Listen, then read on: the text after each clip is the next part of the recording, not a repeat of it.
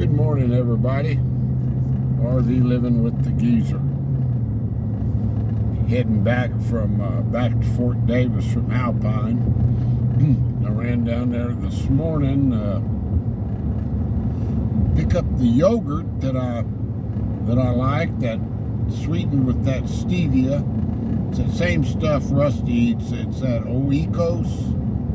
It doesn't have any artificial sweeteners, which are that's a no-no for me. I don't put those things in my mouth if I know that it's containing them. So, but the Porter's down there carries it, but the Porter's up here in Fort Davis doesn't. And I asked the manager if she could get it, and of course I check almost every day, and no, not there yet. So, plus I was just about out of gas in the old geezer mobile, and this dude up here in Fort Davis is $3.92 a gallon. He's $3.93 for diesel and $3.92 for regular.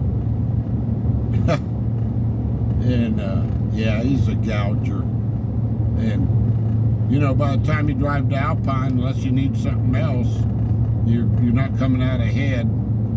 I got down there and it was $3.59. That's still 33 cents a gallon cheaper. So I filled up. Yeah, it was about 70 bucks. But that lasts me almost a month. Last month. I'm not putting a lot of miles on the geezer mobile. The driving videos are the only thing I put mileage on. In and out into town once or twice a day might be 4 miles, you know. Here we are, broke out on that open space up here. We're not far out of town right now. But yeah, I just wanted to I did that video yesterday about talking about the Class C and being honest with yourself and everything. Well, I got a lot of comments on that, and I really appreciate a lot of y'all threw out some suggestions and ideas, you know, and I appreciate that. And yeah, I'm just gonna hold off for a while. I'm not gonna get myself in a bind. I went all over that yesterday, so I don't want to harp on that. But yeah, like old Rusty says, you know, he says one of your options is to do nothing, and I think that's the option the old geezer is going to choose here for about 6-7 months. And then I go up in September. I'm going to check out where we might be able to set up my son's RV, and I just stay in that this spring when I go up there. Pay him for the utilities like I was doing before. That would work. That'd work out pretty good. Leave my Jayco here, and I just put it in storage there at the RV park. I don't know what they charge. You know, I wouldn't be taking up space, because then I'd have to be paying $450 a month. So don't want to do that.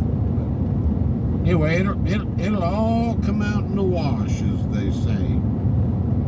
Yep. Yeah, we're supposed to get. I put a new app on my phone. I put that AccuWeather on there. I want to see how that Weather Channel app wasn't too great. And they're saying that by this Friday, it's tomorrow, that it's supposed to be like 95 today, but tomorrow it's supposed to get up to about 91, and it's going to hang right in there for a week. And there's a couple of days in there where they're predicting we may get a little rain. It only gets up to 85, and then the lows are dropping down from the low 70s. They're dropping down into the around 65 at night, which will be real nice in the mornings. So I think we're just about, if that's right, I think we just about got this whatever you want to call it, heat wave thing. Got it. We got it behind us. Hope so. There's the town. Isn't that cool? How you're up here higher when you're coming into town and you got that view. You see that steeple on that real pretty church that sits up against Sleeping Lion Mountain. Yeah, I think their school starts pretty quick up here. Alpine already started. And so that means they're going to be starting their football games, so I'm looking forward to getting out there and going to a couple of the six-man football games. Those are fun to watch. Yeah. I left Blanca, of course, at home, and I leave the windows and the door open for her in the mornings, but I set the air where it'll pop on at like, if it gets up to like over 79 in there. And so it's warming up now. My truck's showing it's 92. So I need to get on home and close the house up. That air conditioner does a good job even with the doors open, you know. It keeps it cool enough in there where she doesn't get hot. So, yeah, we'll head on back to the house. Downtown Fort Davis, Texas. Population, I think Fort Davis is a little bit over 1,000 people. Not much. Marfa's, I think, a little over 2,000.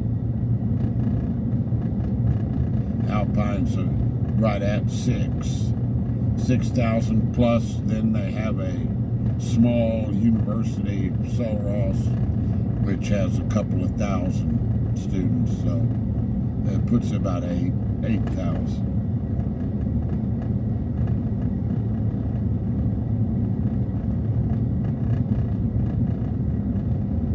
I'm going to swing by the post office real quick and check my mail.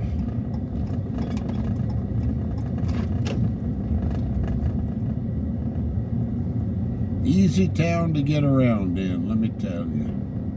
And right straight down this street, right where the gravel road is, that next business there on the right, that's a hardware store. And it's a good hardware store.